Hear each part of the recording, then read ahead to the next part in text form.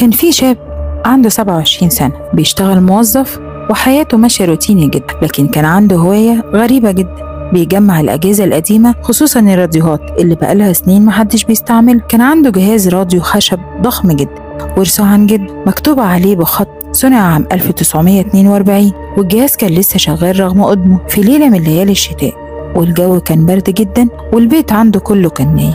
كريم كان قاعد لوحده في أوضته بيجرب يلف على موجات الراديو، وهو بيحب يسمع محطات غريبة شوية وبيستمتع بالتشويش وأصوات الليل. لكن المرة دي حصل شيء مختلف، وهو بيقلب فجأة لقى موجة غريبة 107.7. ما كانش مكتوب اسم المحط، بس سمع صوت موسيقى قديم جدا، موسيقى من زمن الأبيض والأسود كأنها من حفلة عسكرية.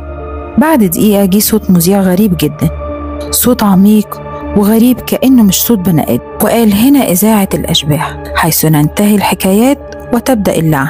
كريم اتجمد مكانه، ضحك وقال يمكن دي محطة قديمة لقطها بالصدفة، لكن بدأ يلاحظ حاجات غريبة. الساعة اللي على الحيطة وقفت عند الساعة 3 فجأة، الهواء بقى تقيل جدا في مكانه وبقى هو مش قادر يتنفس، وصوت المذيع نطق اسمه وقال: مستمعنا الليلة كريم من القاهرة، أهلا بيك، هل أنت مستعد تسمع قصتك الأخيرة؟ كريم اتوتر جدا، إزاي المذيع يعرف اسمي؟ بص حوالين الأوضة لقى إن الراديو شكله اتغير، الشاشة الصغيرة اللي عمرها ما اشتغلت قبل كده ابتدت تعرض صورته بالأبيض والأسود، والصورة كانت أوضته اللي هو فيها. ظهر شكله جالس قدام الراديو زي ما هو بالظبط، لكن المرعب إن الصورة أحيانا بتظهر واحد ميت وممدود على الأرض ودم مغطي وشه. المذيع كمل كلامه: كل اللي سمع إذاعتنا قبل كده مرجعش يحكي، عندنا ضيوف كتير، اسمع بنفسك. وفجأة سمع صراخ ستات ورجالة وأصوات بتعيط وناس بتضحك ضحك هستيري كأنهم أرواح محبوسة جوه الإذاعة.